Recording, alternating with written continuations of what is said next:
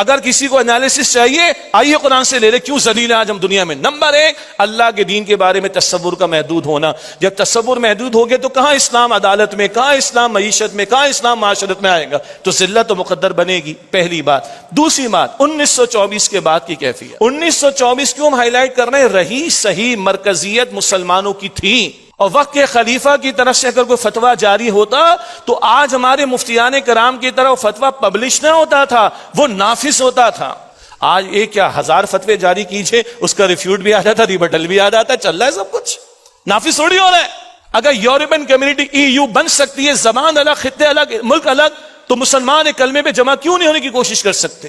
اگر نیٹو کا اتحاد مسلمانوں کو مٹانے اور دبانے ختم کرنے کے لیے بن سکتا ہے تو مسلمانوں کے دفاع کے لیے 57 مسلم ممالک کا دفاع کا معاہدہ کیوں نہیں ہو سکتا نیٹو کی طرز کے اوپر؟ لیکن نہیں، قرآن بتاتا ہے سورہ روم کی آیت نمبر 41 میں، سورہ روم آیت 41، ظہر الفساد فی البر والبحر بما کسبت ایدی الناس، خشکی تری میں فساد مچا لوگوں کے اپنے کرتوتوں کی وجہ سے۔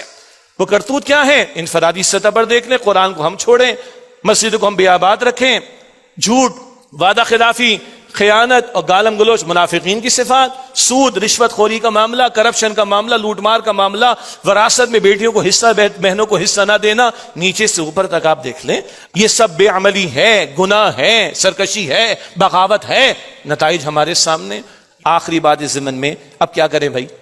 مرثیہ تو کہہ دیا میں نے آپ کے سامنے، لیکن ہم سے مرثیہ کہنے والے تھوڑے ہی ہیں کہ لوگوں کو کنفیوز کر کے گھر بھیجیں۔ بات تو آ گئی ہے، وجوہات آ گئی، وہی حل ہے۔ پہلا حل، راہ نجات کیا ہے؟ قرآن سے زندہ تعلق، وہ قرآن جو دلوں میں گھر کر جائے، وہ قرآن جس کی تلاوت بھی ہو مگر تدبر و فہم کے ساتھ، وہ قرآن جو کتاب انقلاب تقدیروں کو بدل دینے والا، اور وہ قرآن جو امت کو جوڑنے والا ہے۔ وَاعْتَصِمُوا بِحَبْلِ اللَّهِ جَمِيعًا وَلَا تَفَرَّقُوا، سورہ آل عمران آیت نمبر 103۔ قرآن کو، اللہ کی رسی کو مضبوطی سے تھامو اور تفرقے میں مبتلا نہ ہو جاؤ، تفرقے بازی کو چھوڑو، یہ دیوبندی، یہ بریلوی، یہ آل الحدیث، یہ فلاں، یہ فلاں، بہت ہو گیا بھائی، بہت ہو گیا۔ امت کٹ رہی ہے، مارنے والے یہ نہیں دیکھتے کہ بریلوی ہے کہ دیوبندی ہے کہ اہل حدیث ہے کہ شیعہ ہے کہ سنی، سب کو مارتے ہیں، وہ دیکھ کے مارتے ہیں۔ بولے وہ ہمیں ایک ماننے کو تیار، ہم ایک ہونے کو تیار نہیں ہیں۔ اپنے اختلافات کو نیچے رکھو، بڑا مشن محمد مصطفیٰ کا تھامو صلی اللہ علیہ وسلم۔ صحابہ نے اسلام کا کلمہ نہیں پڑھا، اسلام کو قائم اور نافذ کر کے دکھایا۔ یا ایھا الذین آمنوا ان تنصروا اللہ ینصرکم ویثبت اقدامکم، ایمان والوں اگر تم اللہ کے دین کی نصرت کرو گے، اس کے دین کی مدد کرو گے، اس کے دین کو نافذ کرنے کی جد و جہد کرو گے، اللہ تمہاری مدد فرمائے گا اور اللہ تمہارے قدموں کو مضبوطی عطا کر دے گا۔ وہ ایک سجدہ جسے تو غیرہ سمجھتا ہے، 1000 سجدوں سے دیتا ہے آدمی کو نجات۔